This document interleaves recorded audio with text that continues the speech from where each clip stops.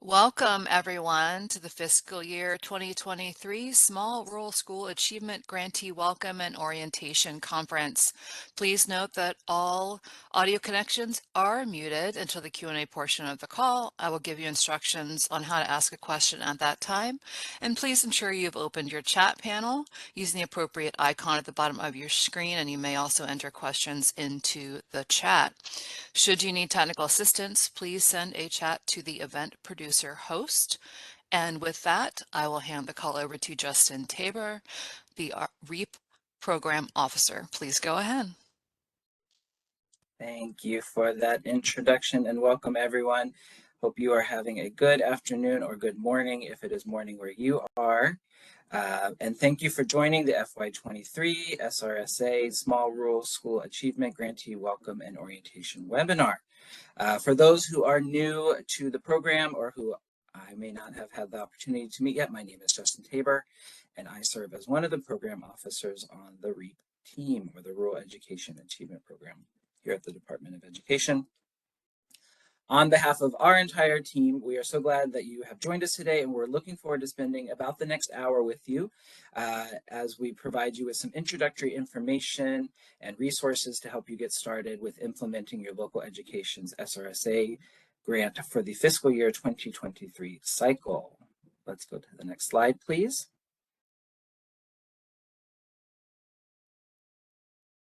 So we're going to start with just a few procedures that are really crucial for today's webinar. First, if you have questions to ask, we ask that you please put those into the chat panel. We are going to be taking all questions through the chat, and then we're going to collect those throughout the webinar today, and at the end, as time allows, we're going to answer questions. So as they come up or as you have them, please feel free to drop those in the chat and we will get to them as we can. Importantly, and secondly, we are recording today's webinar, and we will be posting this webinar to the REAP website under the REAP resources page, and that link is going to be available in the chat here in just a moment. The recording that we make will have captions, and if you click on the link that's in the chat, you will be taken to that page. Already on the page is our slides for today. So if you want to be using the slides on your computer to take notes or anything like that, feel free to download the slides and you can follow along there. And if you have technical difficulties, if you can't reach the event host via chat, please call the phone number for WebEx support, which is 888-793-6118. Let's go to the next slide, please. All right, next, I'd like to introduce my fellow program officers that are currently on the REAP team. We have Stacy Cummins, Robert Hitchcock, Eric Schultz, and Katie Kovar are joining me for today's webinar. We are often the first members on your team and will often connect with you should you ever need to reach out to the team. We're usually the first people that you're interacting with whenever you're writing into reap@ed.gov. And we just wanted to note that Katie is temporarily on assignment with us, and that is coming sadly to an end at the end of this month. We will miss her greatly.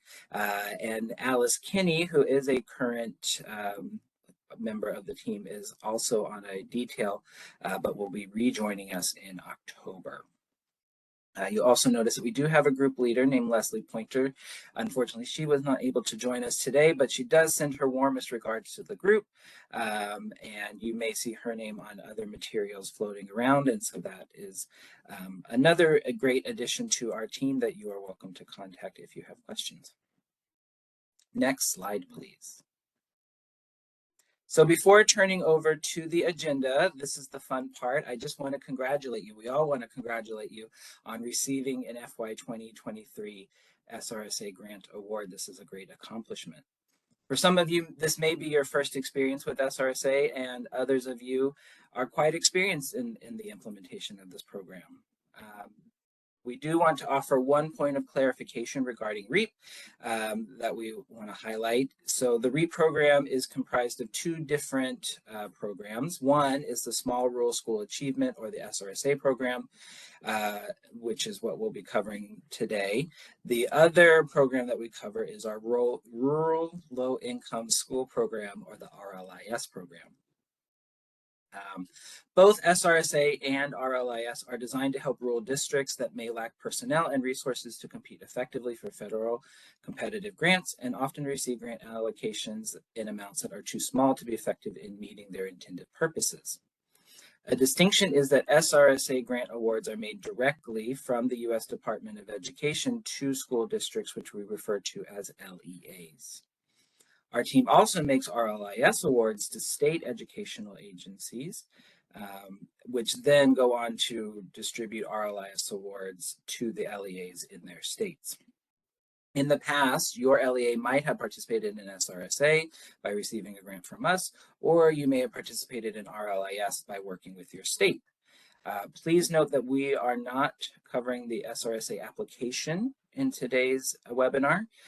That process is going to start up for the 2024 cycle is going to start up in a few more weeks. And so we will cover all the application and this 2024 cycle at a later date. Next slide, please.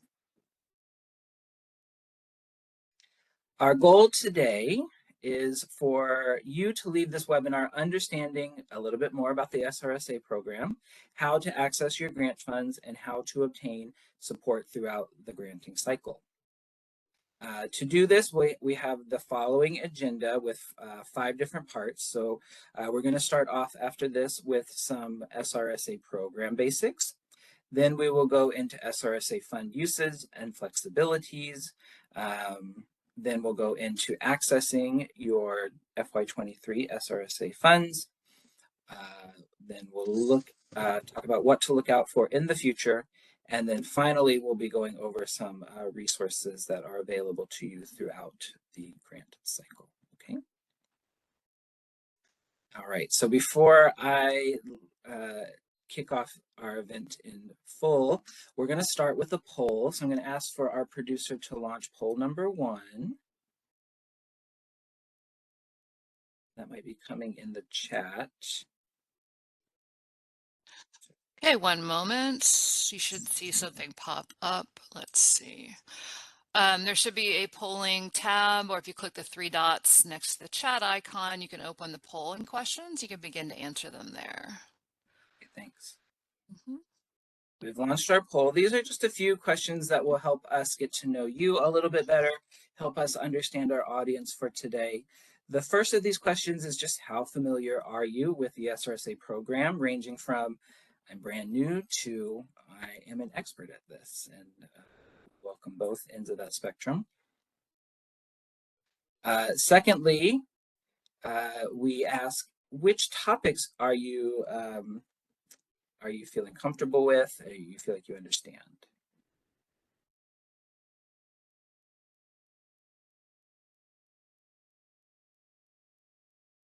Hopefully you found that. You got about 5 more seconds to get your answers in. Those will be reported to us on the back end. So we'll have that data available, which is, in good teaching practice, we like to do our entry ticket and our exit ticket. So you'll see similar questions at the end of our event. But this sort of where are we starting and where are we ending is helpful to see how we did today. So I do want to say thank you for working with the polling. In the interest of time, though, I think we should move along. So I'm going to call on Eric to get us started with our SRSA basics. All right. Thank you, Justin. And welcome, everybody. We appreciate your taking the time to sit with us. We hope this is going to be very useful for you this afternoon. We're going to spend the first couple of slides here talking about quickly talking about some basics with regard to the SRSA grant program.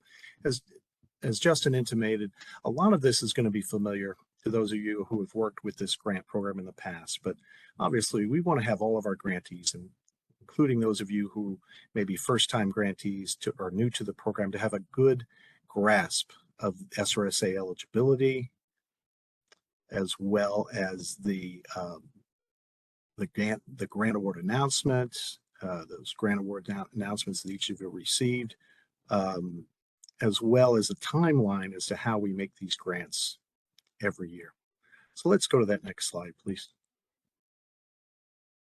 And I'll start with just a little bit. What you're going to see on this slide will be a breakdown of our grant making year. And we basically break down this, our grant making into 4 phases every year. We are now in August and moving into September.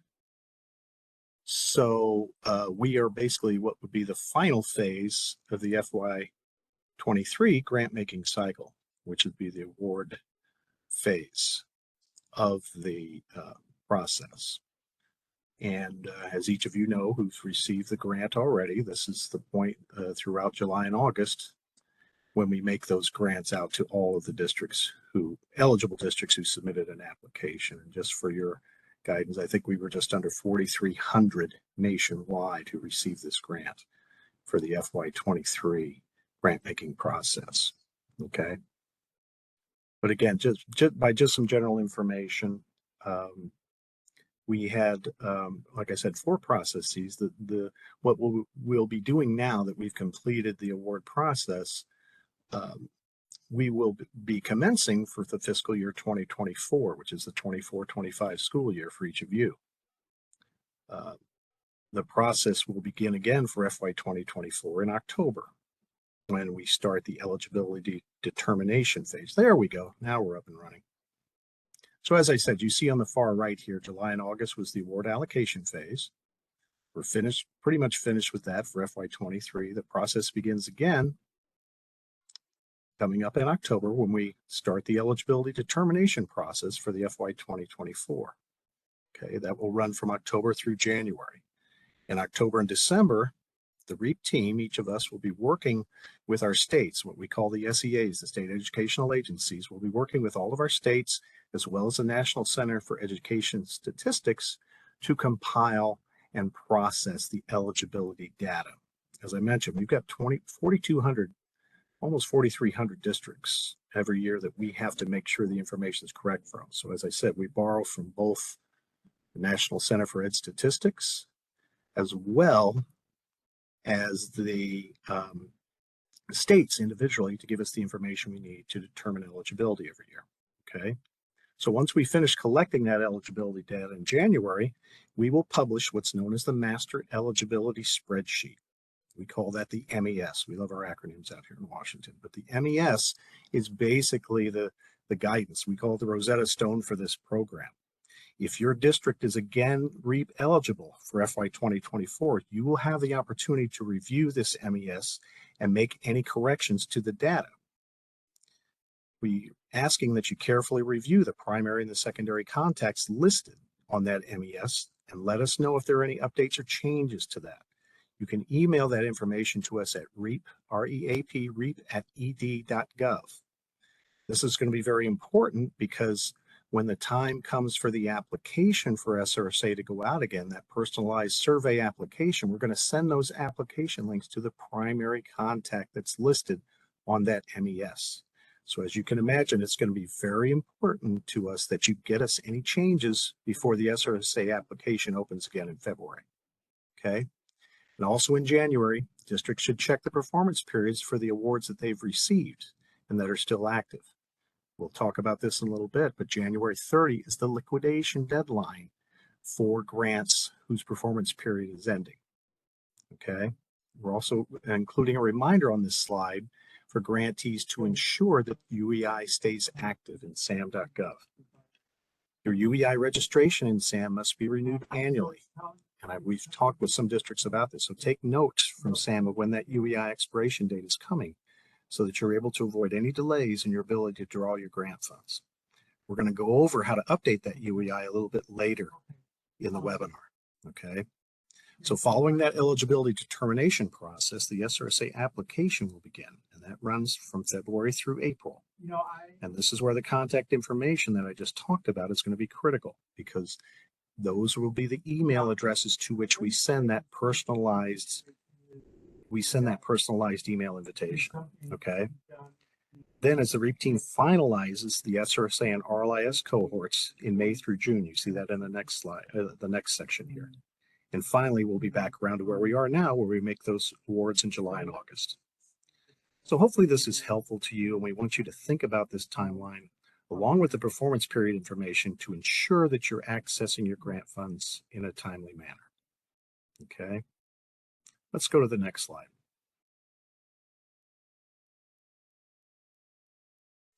All right, this next slide, we are talking about some basic information that, again, should be familiar to a lot of you, but it's important just to touch base on this to review the SRSA eligibility information.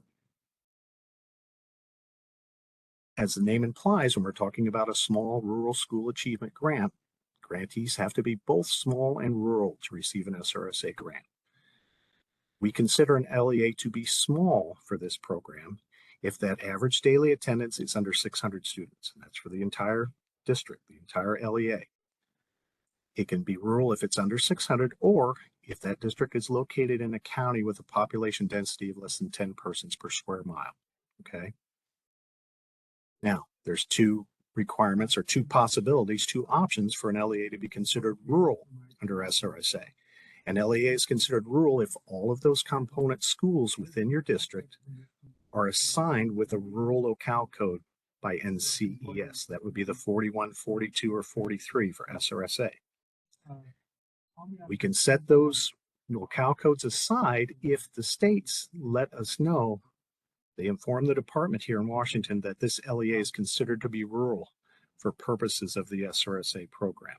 Okay, so that is an optional state-provided designation that will allow us to set aside those locale codes. So there's an option there that allows states to let us know if a district should be rural for this program. Okay. All right, let's go to the next slide, please.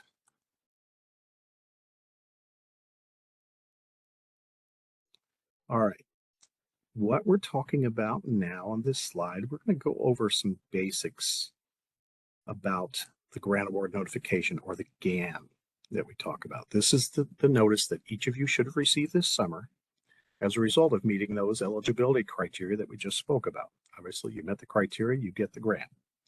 This grant award notification, or the GAN, is the official notice from the U.S. Department of Education that your LEA is, the grant award is now available in G5, which is the department's grant management system. You'll hear a lot about G5 moving forward, but it's an official notice that you now have an account set up in G5 where that money resides. The GAN contains also a lot of additional important information, including the amount of the award, the grant recipient contacts, and the conditions under which this SRSA grant is awarded to you. I'm going to go over a couple things about recipient contacts. You're going to see in box 3 under recipient state director on that GAN, that is the secondary contact that we have on file for your district on our master eligibility spreadsheet that I just spoke about. And both the primary and secondary contacts for your district receive a copy of the GAN every year. So you can see how all this starts to tie together in terms of the contact information. We spend a lot of time, we try to be as diligent as we can to keep this contact information as up to date as possible, because it impacts, as you can see, so many parts of this process. We want you to keep in mind as well that the actual names listed on this GAN, they don't give any special authority for you to be able to draw those grant funds out of G5. In order to do that, in order to actually access the money that we've awarded on the GAN, someone at your district, someone at the LEA has to be assigned the role of payee in G5. And we'll talk about that a little bit down the road about how to work with G5 to get set up in that payee role so that you can draw that money down. Okay. Now, like I said, we issue over 4,200 grants every year. So as a general rule, we do not make changes or alter the contact information on the GAN once we issue it. And again, as I said, it's not a huge deal because in terms of who has the authority to draw the money, that is the payee. It doesn't, the person who's listed on the GAN doesn't have that authority. Okay. Again, but if you have changes that you want to see on next year's GAN, you can contact us at reaped.gov. We will update that internal contact list so that any new communication goes right out to the district. And you also have an opportunity to update those contacts each year when you submit the SRSA application. All right, let's go to the next slide. All right, so at this point, we're going to talk about some important GAN reminders. As I said, there's a lot of other useful information that's contained on the GAN. We kind of summarize it here on this slide. Block 7 shows the award amount. Block 2 contains the PR award number, which is that reference number that you'll want to have because that's how it's referenced in the G5 system. Block 6 contains the 15-month award period.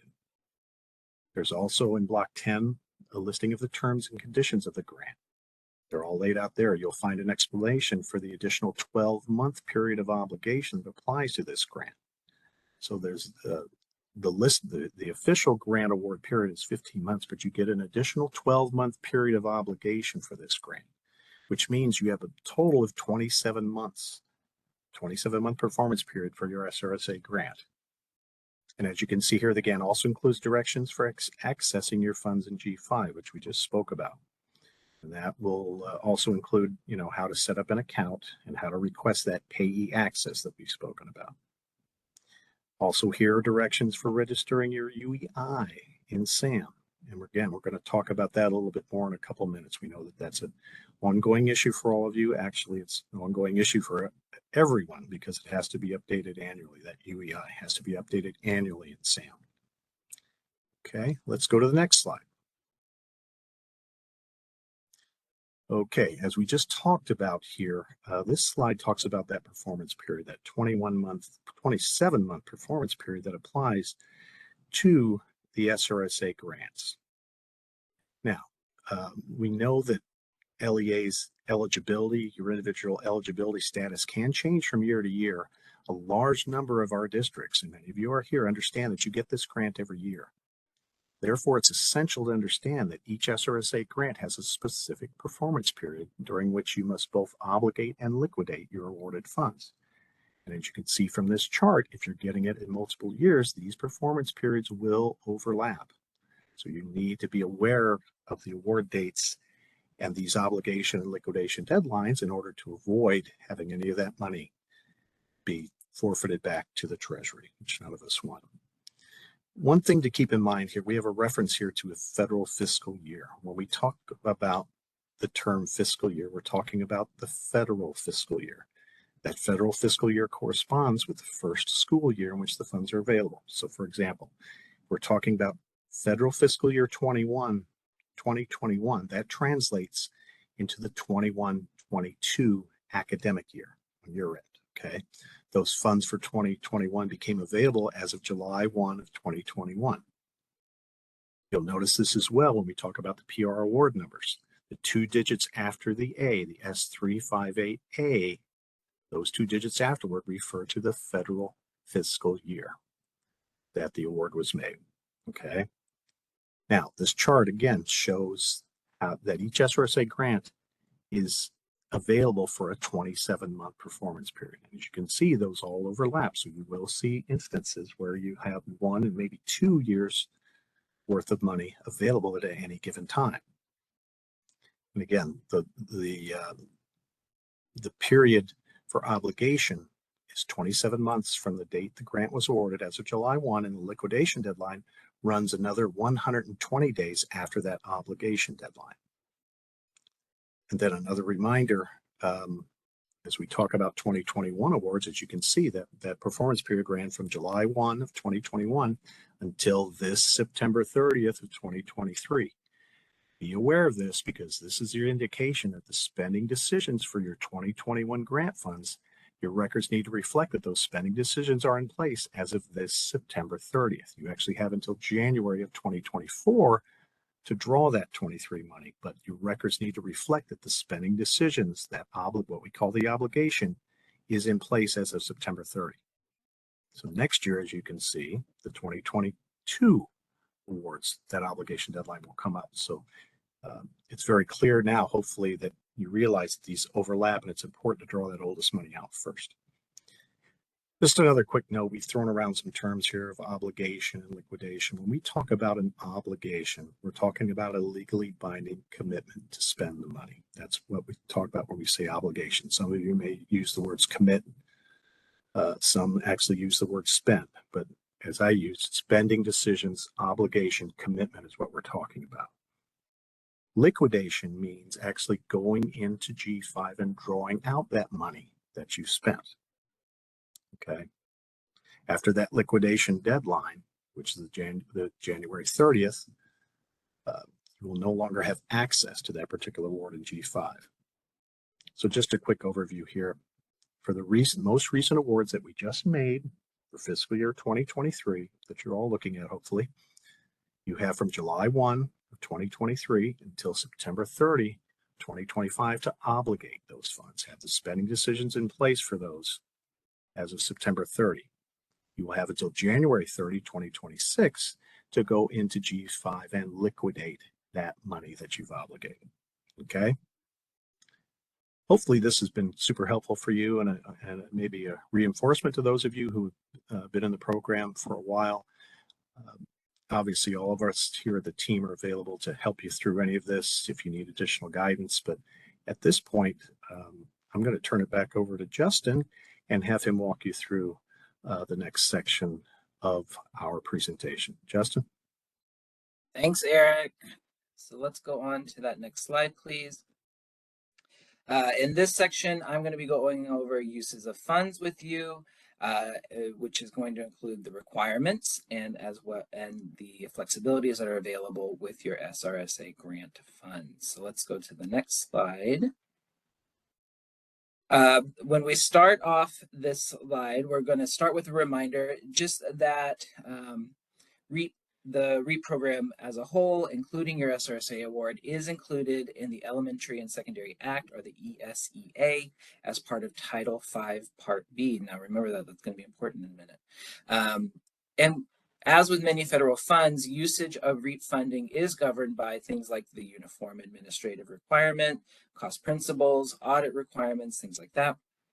And most notably, this does include requirements for costs to be reasonable, necessary, allowable, and allocable. REAP funds also have really important supplement and not supplant requirements that we are going to cover today. And so you'll see those kind of there along the right-hand side.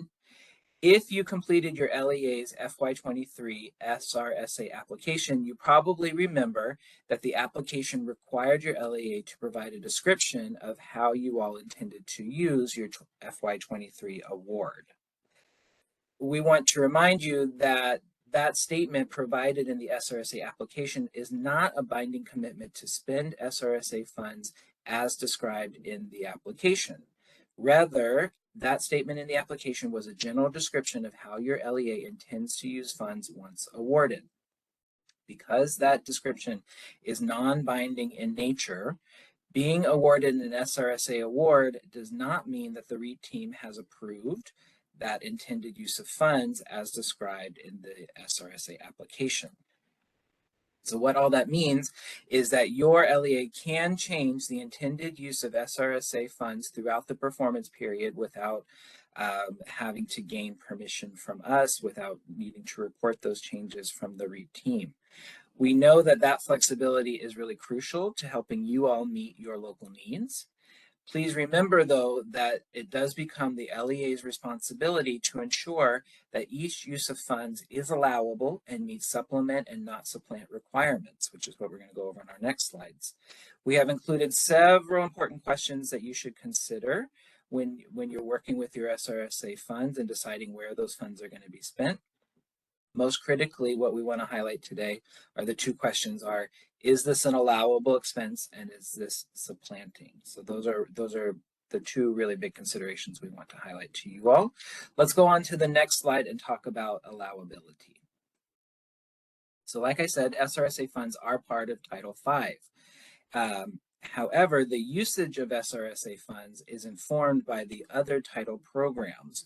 More specifically, and you can see this on the in the chart there, SRSA funds can be used for any expenses that are allowable activities under Title I Part A, Title II Part A, Title III, Title IV Part A, or Title V Part B of the ESEA.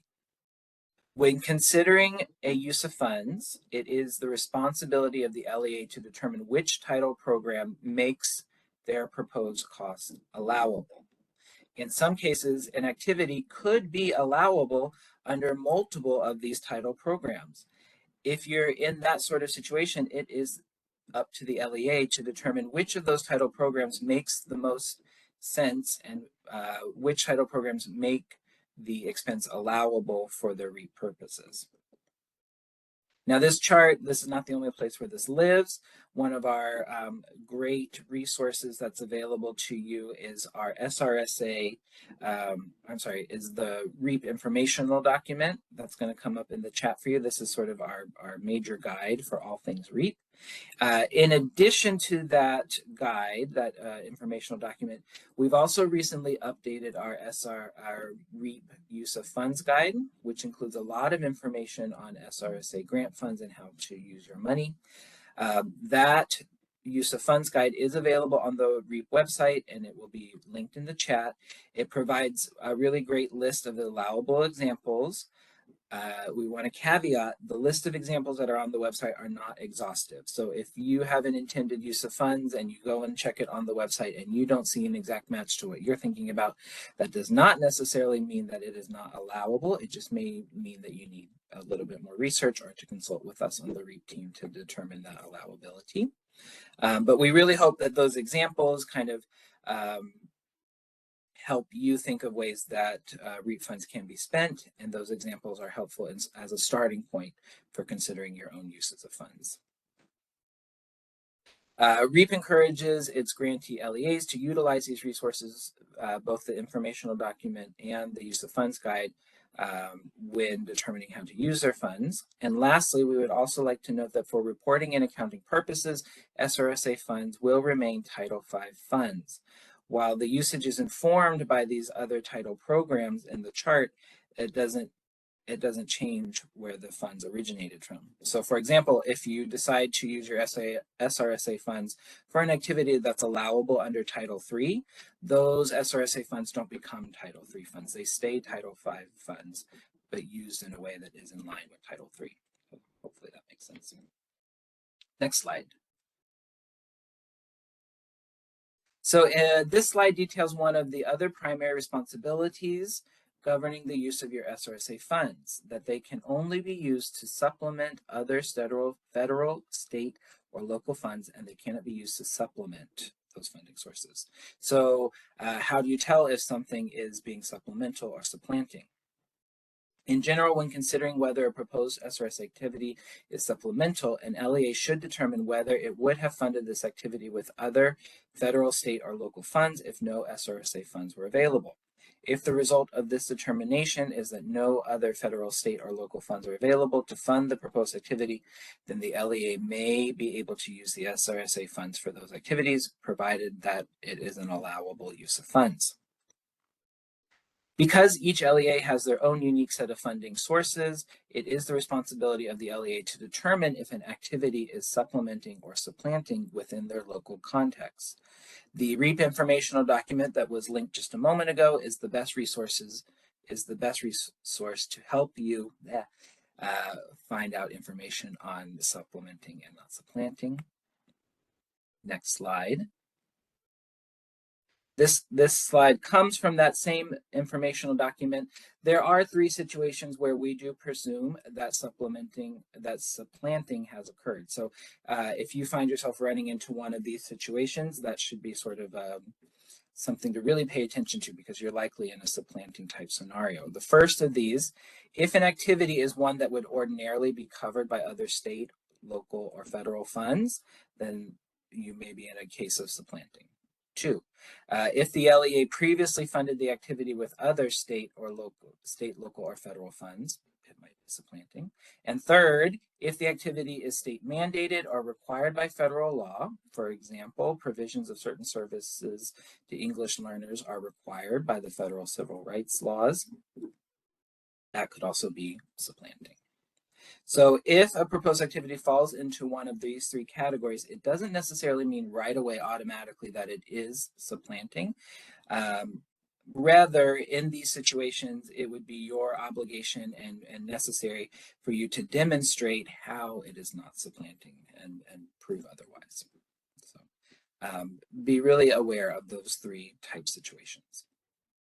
Next slide, please.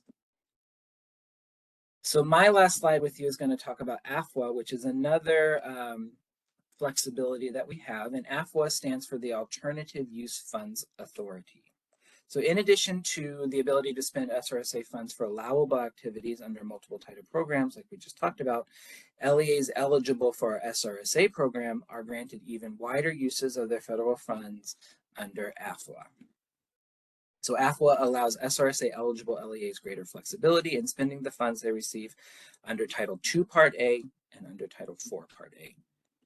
If an LEA is SRSA eligible, it has the flexibility to take any or all of its Title II Part A or Title IV Part A funds and use them just like an SRSA grant to support allowable activities under the SRSA use categories that we just mentioned previously. So that's Title I Part A, Title II Part A, Title III, Title IV Part A, and Title IV Part B. AFWA does not authorize the transfer of funds from one program to another. Rather, it gives an LEA more options for how to spend Title II Part A and Title IV Part A formula funds. AFWA is available to all SRSA eligible LEAs, including dual eligible LEAs that choose to participate in the RLIS program rather than SRSA. AFWA also extends to those eligible LEAs who do not submit an SRSA application. LEAs must notify their SEA if they intend to exercise this authority. SEAs are responsible for setting a deadline by which LEAs planning to exercise AFWA must notify the SEA. If you're interested in taking advantage of this flexibility, we encourage you to contact your state partners directly to learn more about those requirements. Hopefully you found this section helpful in determining how to best make use of your SRSA grant funds. I'm going to turn over now to Stacy, who is going to be talking through some of the key aspects of accessing your funds. Thanks, Justin. All right, can we move to our next slide? So I am going to spend the next several slides discussing the relationship between the department's G5 system and unique entity IDs, or UEIs, which are housed in the System for Award Management, otherwise known as SAM. We're going to provide an overview of the UEI renewal process in SAM and review the process for accessing your SRSA grant funds in G5. All right, let's get started. Next slide, please. This slide shows a graphic that represents the relationship between your LEA, SAM.gov, and G5. You want to access your SRSA funds, which are housed in the G5 system. In other words, G5 is where you access and draw down SRSA funds once you request payee access. More on that in a moment. Your LEA's SRSA funds in G5 are associated with a UEI. In order to access those funds in G5, your LEA must have a UEI that has an active registration in SAM.gov. We are also going to come back to UEIs in a moment, but know that your LEA must maintain an active UEI registration in SAM.gov. This is an annual renewal process. So even if you had an active UEI last year, you need to renew that registration again this year. In this way, your LEA must ensure that the relationship between G5, UEIs, and SAM.gov does not have any breaks, or you will be unable to access SRSA funds. Next slide, please. We're now going to provide some basic information regarding these unique entity IDs, or UEIs, that I was just talking about. In April of 2022, the federal government ended the use of the Data Universal Numbering System, otherwise known as DUNS, as the means of tracking all entities that do business with the U.S. government. To replace DUNS, all entities must now have a UEI. UEIs are 12-character alphanumeric IDs assigned to an entity by SAM.gov. So if you have worked with DUNS in the past, as of 2022, we have completely transitioned away from DUNS and now exclusively use UEIs. All SRSA grantee LEAs were required to include a UEI in the fiscal year 2023 SRSA application. This is good news.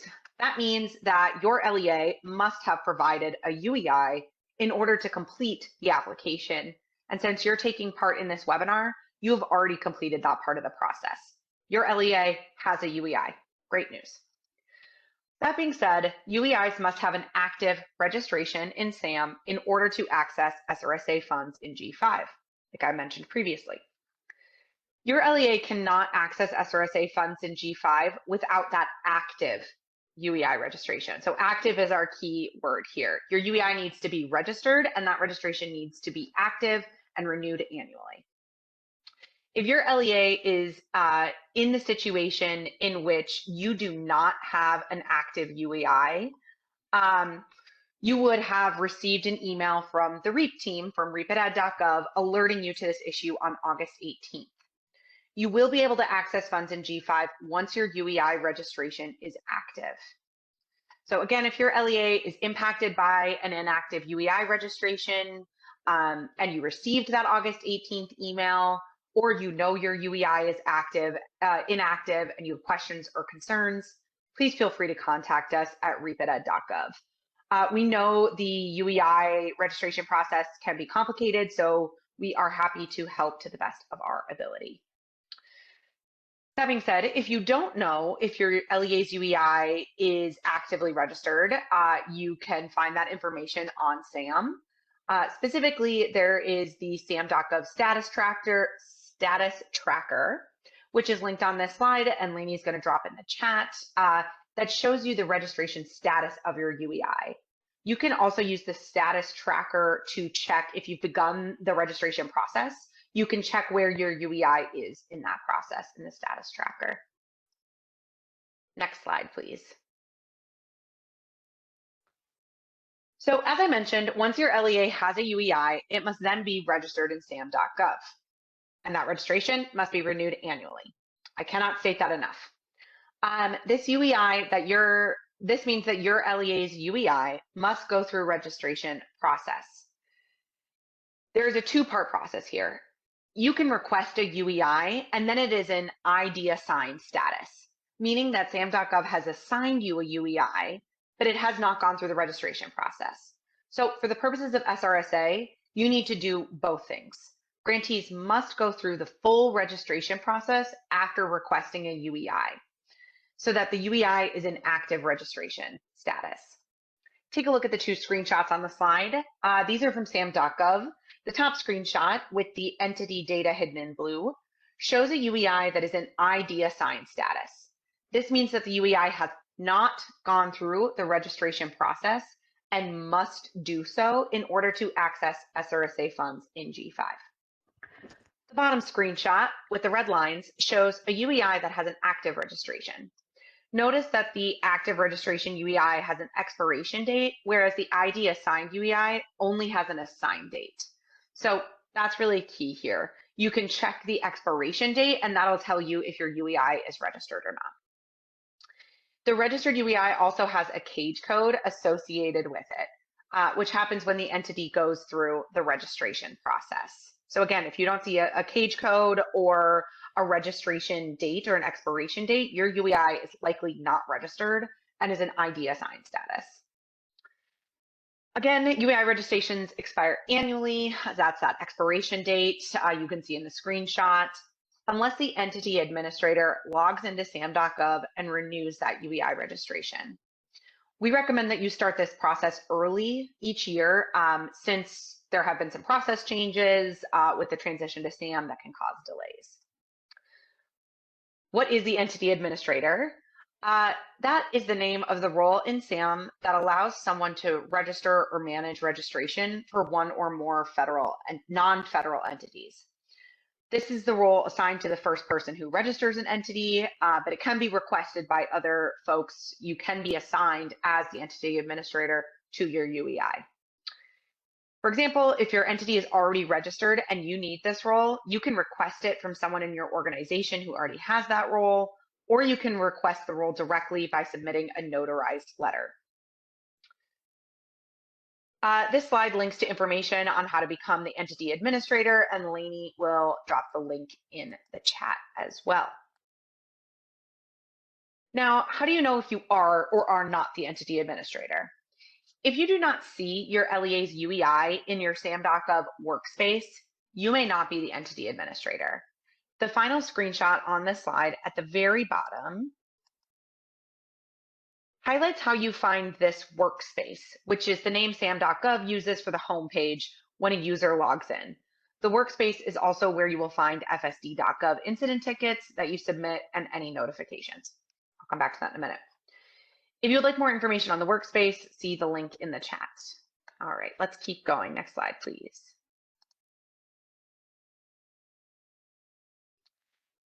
As renewing UEI registrations in SAM and applying for SRSA are annual processes, we recommend a few maintenance activities to ensure that your UEI maintains an active registration at all times.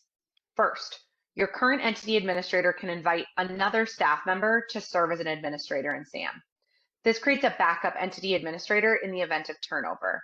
We highly recommend you go through this process. The instructions are linked on the slide. Second, keep an eye on your UEI's registration expiration date in SAM. Again, we recommend setting a reminder 3 to 4 weeks in advance of the expiration date so that you can start that registration renewal process nice and early with plenty of time. All right, next slide, please, which I think is a poll. It is, great. So let's go through this poll quickly. Let's launch poll number 2. All right, it's already up. This is going to be a quick poll since there are yes/no questions. So you've got 30 seconds. Please reply quickly. We have 3 questions here to see how much of the UEI process you are aware of.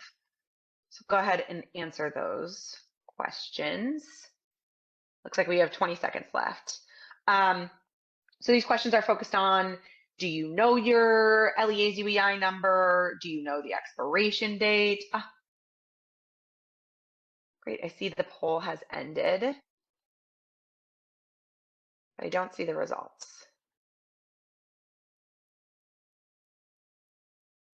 The results will display momentarily.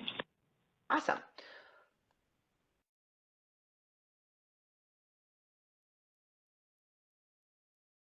Okay, here are our results. Okay, so most of you know your LEA's UEI. That's fabulous. Great news. Many of you know when it is going to expire, but fewer of you than know your UEI, so that's concerning. Please go ahead and check the expiration date. And then many of you know who the entity administrator is. That's great news. I'm assuming that means you are the entity administrator or you work closely with them. Awesome. Next slide, please.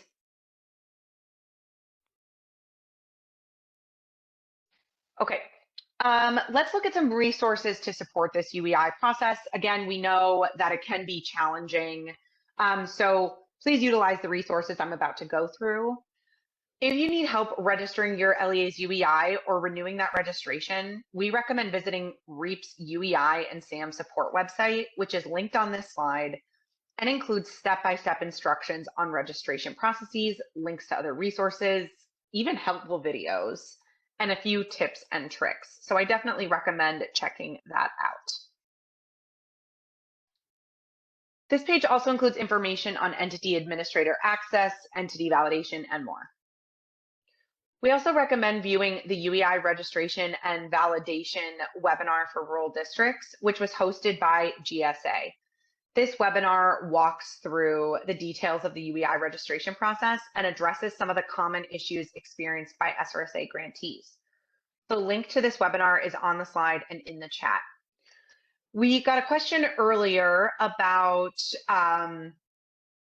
struggling with providing documentation to validate your entity during the renewal process. If you are in this situation, which we understand is fairly common for our rural schools, I highly recommend that you check out that webinar with GSA.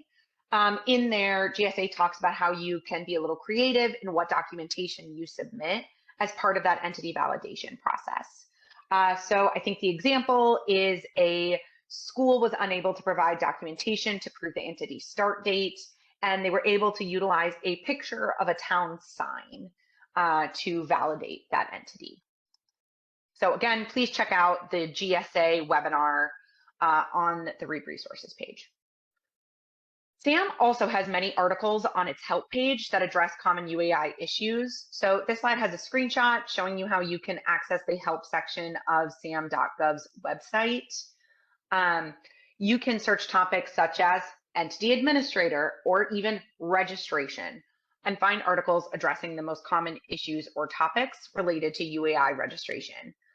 For example, if you're having issues with your UEI registration, before reaching out to us, please check that help section of SAM's website.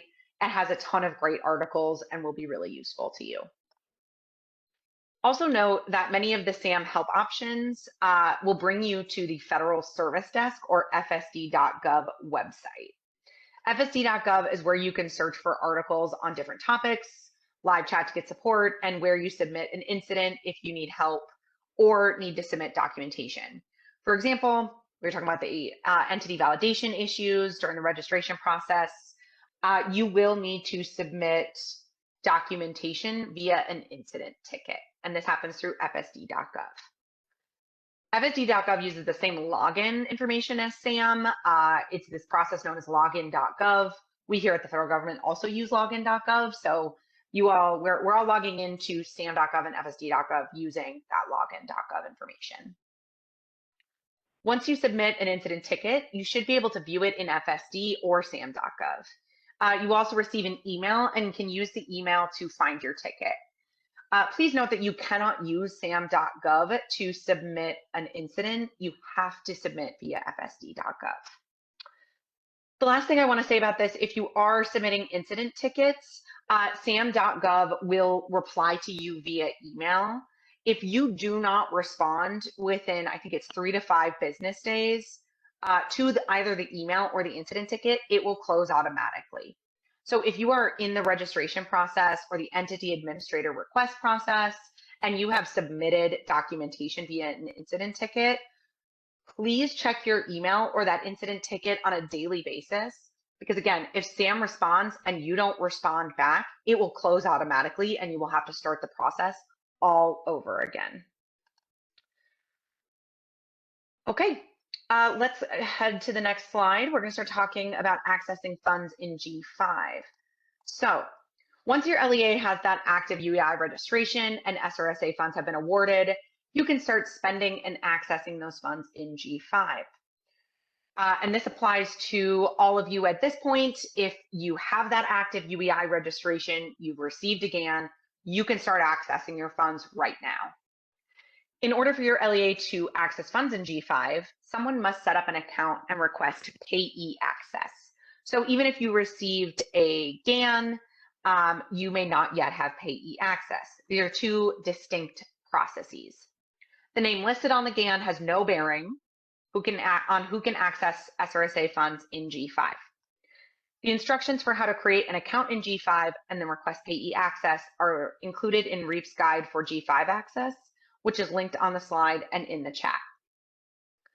As a reminder, once funds are awarded, the name on the GAN cannot be changed, but your LEA can designate anyone as payee, again, following the directions in the guide on accessing SRSA funds in G5. The G5 Help Desk is also an excellent resource. You can call or email them with issues related to G5. And we actually recommend that you do that if you've requested payee access, but you still can't see the funds. We highly recommend that you reach out to G5 first. They can really help you with any issues with the platform. Next slide, please. Once the payee is set up in G5 and you have an allowable activity for which you want to spend your grant funds, the payee contact can withdraw funds in one of two ways. Either an advance payment, this is essentially a pay-as-you-go system, or on a reimbursement basis, whereby you pay your invoice first using your LEA's general purpose funds, and then you go into G5 at a later date with your coded invoice and reimburse yourself. A few reminders, to draw down funds in G5, you do not need to submit any documentation. Once you have payee access, you should be able to request a payment without uploading documentation or including a justification that must be approved. For those of you who are new to the program, I know this may be different than other federal grants. So I really just want to highlight that you do not need to submit any documentation to G5 in order to draw down funds. Finally, every G5 drawdown request must be supported by an obligation. An obligation, Eric discussed this earlier, is a legally binding commitment to spend. So once you have made the obligation, you can request the funds in G5. You may have spent the funds already or are in the process of spending them. Those are your two options. Okay, and with that, I'm now going to turn it over to Katie to walk you through some reminders about your SRSA award. I know we're almost at time, but we are going to try to get through the rest of our content. Perfect. Thank you, Stacey. I'll try to get through these next couple of slides quickly.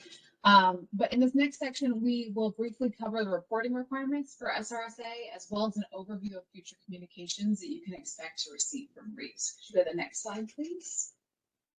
All right, so we often receive questions about the reporting requirements for the SRSA program. So I want to start there by briefly reviewing those requirements, namely, somebody can't hear me, hopefully you can, namely that it is not a requirement for an LEA to submit documentation to the REAP team in order to draw down the SRSA funds from G5. So just as Stacey was saying, you don't need to submit any documentation to our team to draw those funds down. Instead, an LEA is required to maintain internal records related to SRSA for 3 years from the date of the final expenditure. Internal records can include anything from financial records, supporting documents, statistical records, and any other non-federal entity records pertinent to SRSA. So, as you're preparing to use your SRSA funds, please remember that you do not need to submit any of those invoices or receipts to the REAP team. Just hang on to those just for your own records for at least 3 years. Along those lines, we occasionally also receive requests from LEAs to update the use of fund statements they submitted with their SRSA applications because their intended use of funds has changed. So I think as Justin mentioned before, please be aware this is not necessary.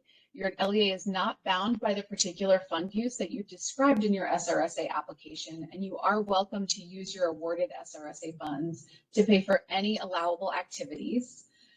You will have the opportunity to amend your use of funds statement in the fiscal year 24 SRSA application if you wish to do so, but again, you're not bound by what you've written in that 23 application. The REAP team will occasionally conduct monitoring of LEAs receiving Title V funds to review LEAs grant administration and fiscal management processes with the goal of ensuring that the implementation of the SRSA program is consistent with the fiscal, administrative, and select program requirements. So for that reason, it is important that you maintain those internal records just in case we do request to review them at a future monitoring process. Now we're going to move on to some reminders for our upcoming REAP communications. Please be sure to keep an eye out in your email for these items in the coming months. Next slide, please. REAP sends out LEA financial status reports on a regular basis to our SRA grantees. These reports come from the reap@ed.gov mailbox, so please keep an eye out for those.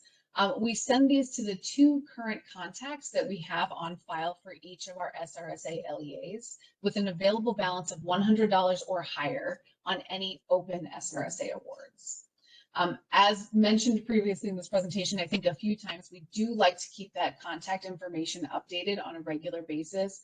So if at any time there is any changes to your staffing, please email us at reap@ed.gov so we can update our internal records as soon as possible and make sure that the correct people are getting the communications. You'll see on this slide a mock-up of the tables that we typically include in the LEA financial status report email. For each available award with a remaining balance, we'll list, of course, the PR award number, the total award amount, the remaining balance, the date the report was generated, and the upcoming deadlines for obligation and liquidation. The reports will also include how much time you have left to spend the remaining SRSA funds, information on how the funds can be used, steps you need to take to access the funds. So just a lot of reminders of what we talked about today. How to update the contact information for your school or your district, a link to a PDF document, the G5 guide that Stacey mentioned, for a step-by-step process of gaining payee access and drawing down funds. And the reports also have a snapshot of the particular date of what is available in G5. So please note that there may be a lag between what you're seeing and what we've sent in the email. So to get the most up-to-date report, the best thing to do is always just log into your G5 account and check the balance in the system. Please again note that REAP team does not operate G5, so we generally can't help you with a lot of those specific questions about the payee access process. As Stacy also mentioned, the help desk there is phenomenal, so please reach out to them for assistance with that. You'll find their contact information on the last page of the PDF guide that's included in the financial status report email. Next slide, please. Let's keep moving along quickly. In this section, we'll just briefly review the REAP resources, many of which we've already talked about, so I'll go through it pretty fast. Let's go ahead and move to that next slide, please. I wanted to definitely highlight the informational document, which was created to give REAP grantees a comprehensive resource where they can learn more about the processes related to the REAP, SRSA, and RLIS programs, combined in one user-friendly document. It can be accessed on the REAP resources page, and also it's in the chat a few times here today. So we'll link it one more time just so that you can go there, but it's a great resource to look at. Next slide, please. I just wanted to quickly highlight the table of contents page and show you a little bit of what is in the informational document. Since it covers REAP, it is divided into both REAP programs, SRSA and RLIS. But as an SRSA grantee, you may be particularly interested in the introduction section, SRSA eligibility, and a number of topics related to the SRSA program, such as the SRSA application requirements, uses of funds, and AFWA, all of which you heard about earlier. Some of the key features included in the document will help you understand the statute relevant to the SRSA program, answer frequently asked questions, and quickly navigate to the parts of the document that you need. Next slide, please. On this slide, you'll see a list of resources that align with our quick links document that's available on our website. I'll just highlight a few of the things that you're seeing here. We've talked about, obviously, the informational document, which is on here. There's a link to our REAP FAQs page where you'll find a lot of the answers to questions that we receive relatively often. The REAP resources page is linked here as well. That's a really fantastic place to start if you have questions. As I believe Stacy mentioned before, there's that link to the GSA webinar for anyone who needs assistance with UEI registration. So that's an excellent place to start. I'm not going to go through the entire list because I know that we're running out of time, but please do take some time and go through our resources page in the quick links guide. You'll find that we've put a lot of time into creating materials to help you navigate this entire process. With that, I am going to end here and turn it back over to Stacy or Justin. Justin, there we go. Thanks, Katie. Thank you. Yes, we're going to do one last poll here. This is going to be a quick one just to see how we are feeling. While you're doing that, I'm going to make a few additional comments while we're working on the poll here. So you should see that poll. Hopefully this time we see some check boxes this time so you can tell us all the things that you're feeling confident about, some of the things you want to learn more about. Like I said, while you're doing that, some things to note. We recognize we're over time. We've over planned a little bit, which we wanted to provide you a lot of info. So we won't have time to do questions today. We have noted all of the questions in the chat. We've been copying them all down. After the presentation, and once we have the recording and the captionings ready, we will send out an email that addresses the remaining questions, as well as provides the link to the recording and the slides from today. Now, a lot of people have been asking, how can I go ahead and get these links? You're bombarding me with links. There's so many great resources in this chat. A couple ways. You could wait for that email to come out, and all of those links will be available to you via email. Alternatively, you can go to the REAP resources page. A quick Google search for REAP resources will get you there. And our slides are already available. This slide deck that we have been using today is already on the REAP website. You can download it. Every link that Katie just mentioned, everything that that Stacy talked about, I talked about, Eric talked about, is already available and linkable to you. And so if you want to get started on those links today, I would recommend downloading this. But if you give us a week or two, we will be sending out an email as a follow-up to all of these things. Today was recorded. There will be a recording. And so if you want to rewatch and work at your own speed, you will certainly be welcome to. In the poll, I'm seeing a nice distribution of things people are feeling confident on. So that is great to see. We're feeling confident and mostly confident. So I like that. Not many people feeling confused. I'm glad to see no one's leaving confused, or very few are leaving confused. If you are feeling confused, please email reap@ed.gov and let us know what you are confused about so we can answer those questions. We don't want you to remain confused. And then we've got some topics here for follow-up, things that you want to learn more about. We will include those either in future presentations or future emails that come out to you. If we can go on to the next slide, please, and maybe even one more after that. Yeah, one more. Yep. So yeah, on behalf of the Department of Education, on behalf of the REAP team, we thank you so much for joining us today. We hope that this has been helpful to you. We will provide you as many links and resources as we can, as quickly as we can, and follow up. Thank you for joining. Good luck on your upcoming school year. We wish you all the best and look forward to working with you further. Take care.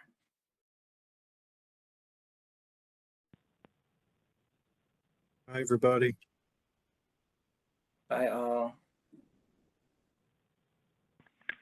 Thank you for joining today's webinar, and thank you for using Event Services. Your webinar is concluded, and you may disconnect.